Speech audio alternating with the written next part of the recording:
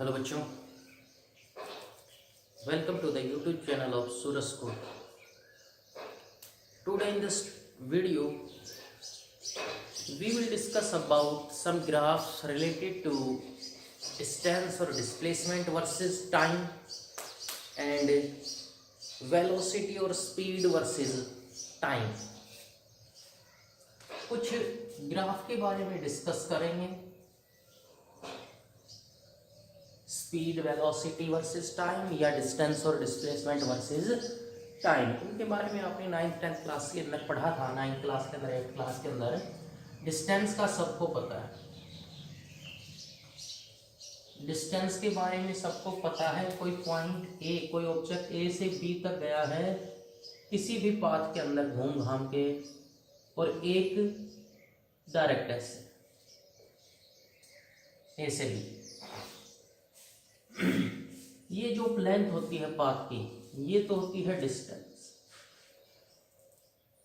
ये भी डिस्टेंस ही,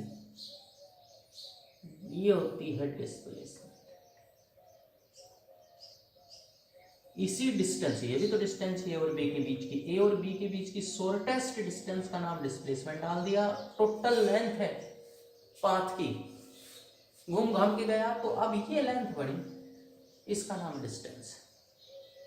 straight line अगर मोशन है, ऑब्जेक्ट गया ही ए से बी तक सीधा है, तो यही डिस्टेंस हो गई उसकी,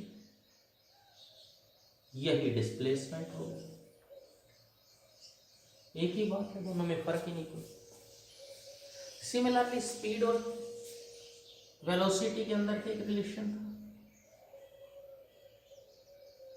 अगर स्पीड होगी वो होगी distance by time, distance by time. Velocity होगी वो होगी डिस्प्लेसमेंट अपॉन टाइम। ये एक स्केलर क्वांटिटी होती है, ये एक वेक्टर क्वांटिटी होती है। इसके अंदर डायरेक्शन, डिस्प्लेसमेंट में हमें ये बताना पड़ेगा ए से बी तक गया है, बी से ए तक गया है, तो ये बताना पड़ता है। डिस्प्लेसमेंट में एक डायरेक्शन होती है स्पेसिफाइड। डिस्टेंस की कोई डायरेक्शन किधर जाए कोई मतलब नहीं, सारी लेंथ को जोड़ना है। ये कभी भी जीरो नहीं होगी। नेगेटिव जीरो तो हो सकती है, अगर ऑब्जेक्ट मूव ना करे जीरो, नेगेटिव नहीं होगी। ये नेगेटिव भी हो सकती है, पॉजिटिव भी हो सकती है, और जीरो भी हो सकती है। जीरो तो ये भी हो सकती है, ये नेगेटिव भी हो सकती है, पॉजिटिव भी हो सकती है, जीरो भी हो सकती है। अगर मोशन है तो ये जीरो नहीं हो सकती, नेगेटिव और जीरो नहीं होगी। मोशन है, ऑब्जेक्ट एक प्लेस से दूसरे प्लेस तक, ये मोशन है, ऑब्जेक्ट एक प्लेस से दूसरे प्लेस तक गया, फिर भी जीरो हो सकती है। For example in a circular motion, initial और फाइनल पॉइंट एक ही पॉइंट पे आ गए, shortest distance between the two points है ही नहीं, कोई जीरो है, लेकिन डिस्टेंस है, डिस्प्लेसमेंट जीरो। इनके बारे में हमने थोड़ी बहुत बातें पढ़ ली थी 9th-10th क्लासेस के अंदर, थोड़ा सा काम इसका कर लिया था हमने। आगे चलते हैं।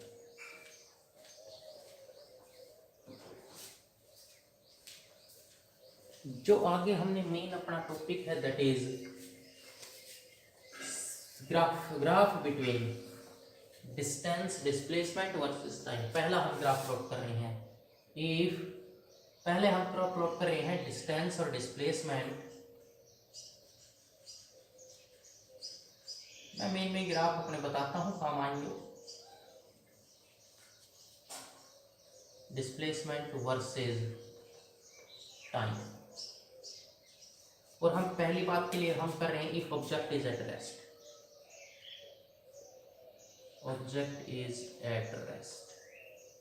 अगर ऑब्जेक्ट रेस्ट पे है, आपको पता है ऑब्जेक्ट चला नहीं है, ना तो डिस्टेंस बदली ना डिस्प्लेसमेंट बदली। If it is time axis, it is distance axis, then object बदला ही नहीं, ऑब्जेक्ट चला हुआ है, टाइम बढ़ रहा है, हमेशा रुकेगा नहीं, टाइम एक्सिस के पैरेलली चलेगा।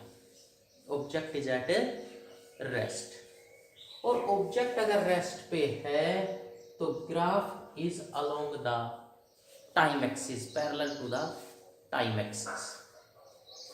कुछ डिस्टेंस के ऊपर खड़ा हुआ है, वही है पहले, था वहीं पे है, टाइम इंक्रीज हो रहा है तो वहीं पे है, पोजीशन ना बदले, नहीं बदलता। Number 2, if object is moving, अब वो मूव कर रहा है तो डिस्टेंस डिस्प्लेसमेंट होगी, मूविंग विद कांस्टेंट वेलोसिटी,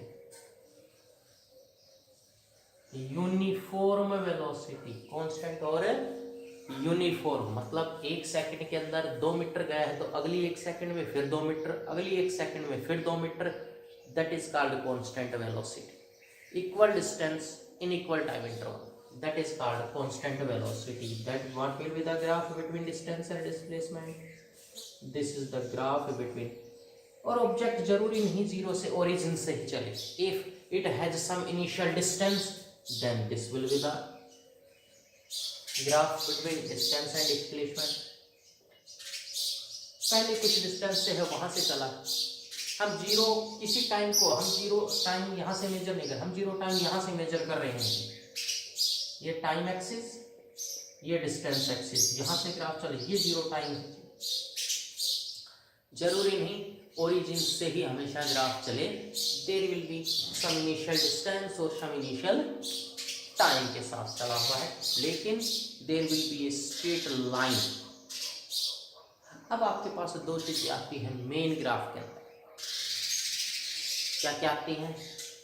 मैं इसी ग्राफ का मान लिया for example it makes an angle theta with time axis, मैंने यहाँ परपेंडिकुलर डाल दिया, यहाँ तक गया है ऑब्जेक्ट, मैंने ये परपेंडिकुलर डाल दिया, then what will be the slope of this graph. Slope का मतलब होता है, आपने बहुत क्लासेस के अंदर पढ़ा था, स्लोप m से रिप्रेजेंट करा जाता है, दैट इज tan थीटा। किसी भी ग्राफ में अगर स्लोप निकालना है आप tan थीटा की वैल्यू निकालो।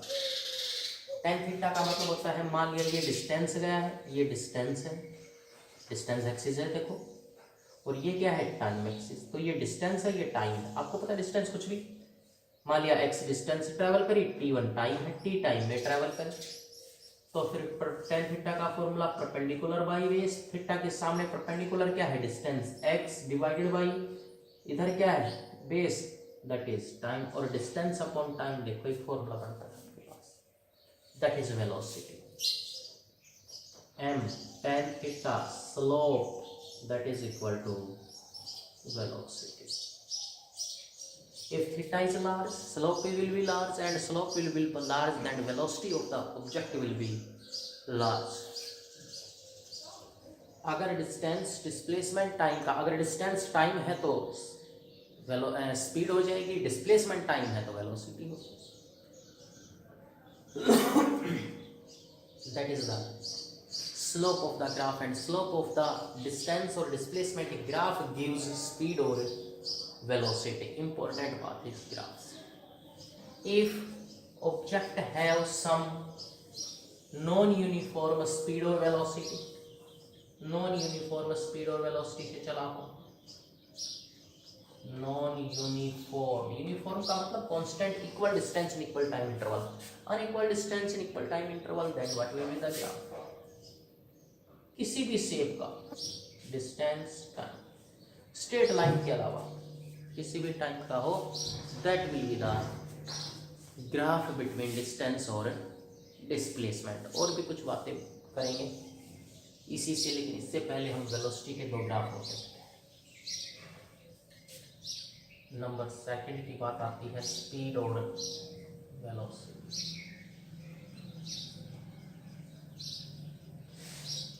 Versus time. हमें इनका ग्राफ प्लॉट करना है। पहला मैं ग्राफ पर प्लॉट कर रहा हूं, if object is at rest,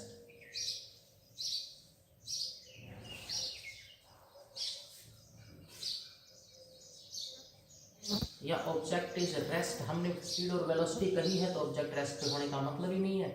if object is at constant velocity या moving with constant velocity, moving with constant velocity, और अगर constant velocity है there will be no change in the velocity, uniform velocity है, uniform speed है, there will be no change, अगर ये term कहीं भी आ जाए, that will be acceleration of the object कितना है, जीरो है, और acceleration of the object zero है, then what will be the graph between velocity and time. Velocity constant है, टाइम ऑलवेज इंक्रीजेस, वेलोसिटी नहीं बदल रही, कांस्टेंट है, 5 मीटर 10 मीटर पर सेकंड की स्पीड से चला हुआ था, उसी स्पीड से चला हुआ है, there will be no change in the velocity. दूसरा, चलो एक और चीज निकालते हैं ग्राफ की। मान लिया ऑब्जेक्ट 5 मीटर पर सेकंड की स्पीड से इस टाइम के लिए इतना मूव करा, मान लिया टी टाइम है, इधर टाइम एक्सिस है, ये टाइम एक्सिस, इधर टी टाइम में इतना गया ऑब्जेक्ट, और इधर वेलोसिटी, ये वेलोसिटी, वेलोसिटी एक्सिस की तरफ v वेलोसिटी मान ली, then we want to find the area under the graph, area under the curve, area under the graph, area under the graph.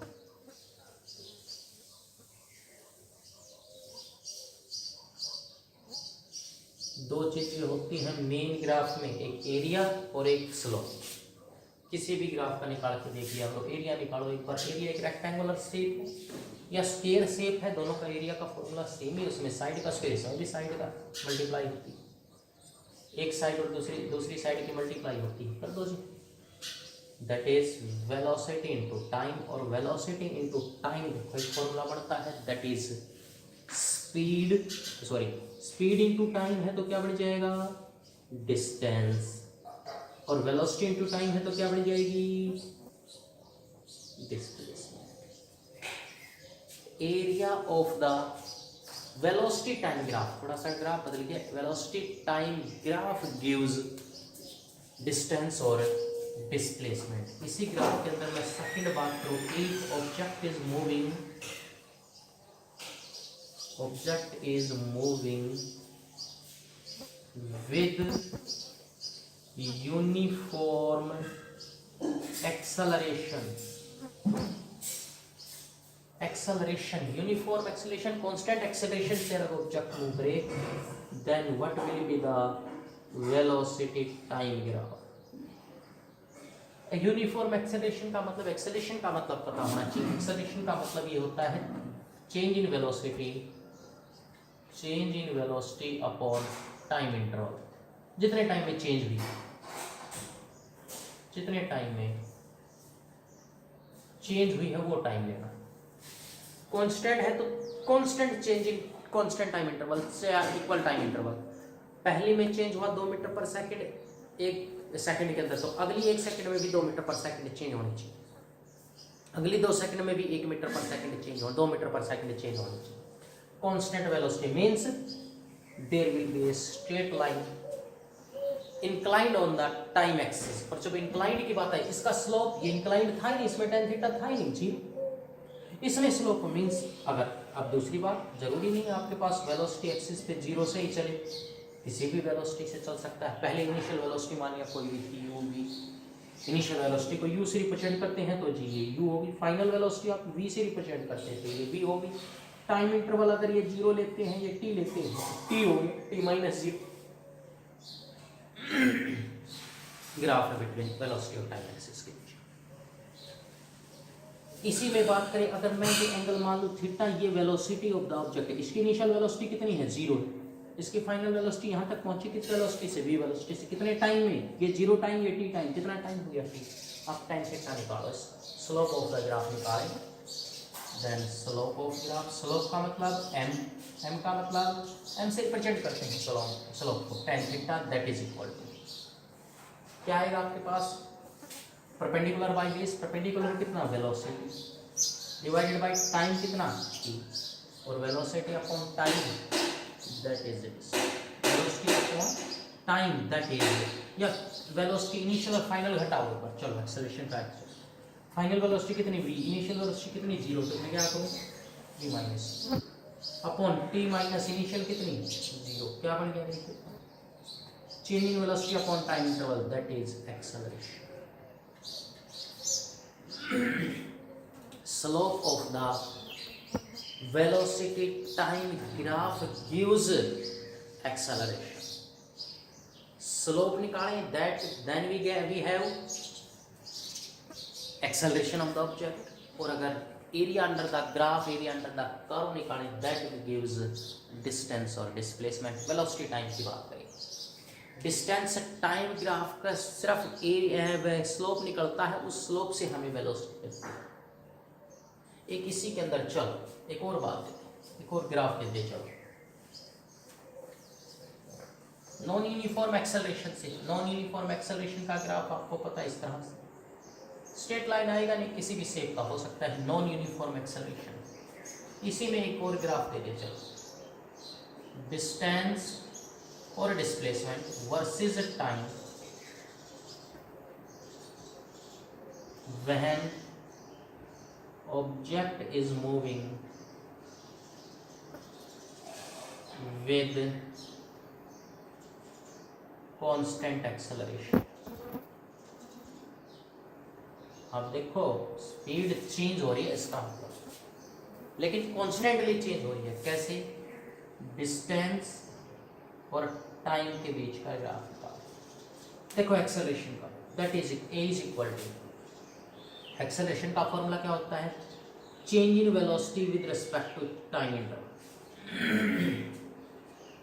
Velocity की मैं बात करूं, उसका फॉर्मूला होता है डी बाई डी टी बाहर as it is into velocity का formula होता है चेंज इन डिस्टेंस और displacement with respect to time. मैं इसी को मल्टीप्लाई करूं, then we get acceleration is equal to D square S upon D T square. Cross multiply करूं, then we get D square S in is equal to A into D T square. थोड़ी सी बात समझो, time और distance और displacement के बीच का जो ग्राफ है वो कैसा है? दैट इज आप टाइम को बढ़ाओगे, डिस्टेंस ज्यादा बढ़ती जाएगी, पॉजिटिव एक्सेलरेशन है, पॉजिटिव एक्सेलरेशन। स्क्वायर का ग्राफ जो होता है, स्क्वायर का ग्राफ ऐसे चलो, ऐसे एक्सेलरेशन का formula velocity upon time, velocity का फॉर्मूला डिस्टेंस अपॉन टाइम, और एक टाइम पहले था, टाइम स्क्वायर हो गया। इनिशियल स्पीड 0 तो v minus 0 t minus 0 v by T आ जाएगी। वेलोसिटी का फॉर्मूला डिस्टेंस अपॉन टाइम, एक बार ग्राफ क्रॉस मल्टीप्लाई करोगे, s is equal to a into T square. हम टाइम की वैल्यू 1 रखते हैं तो t 1 हो गया, डिस्टेंस 1। हम टाइम की वैल्यू 2 रखते हैं, टाइम की वैल्यू 2 रखेंगे तो t का स्क्वायर 4, डिस्टेंस 2। एक पॉजिटिव एक्सेलरेशन से अगर ऑब्जेक्ट मूव कर रहा है, then we get graph between distance और displacement. these are the graph between distance, displacement, velocity, time। अगले एक वीडियो में डिस्कस करेंगे कुछ और बातें इसके बारे में, derivation of equation of motion के बारे में करेंगे थोड़ी सी बात। आज के लिए thanks, have a nice day.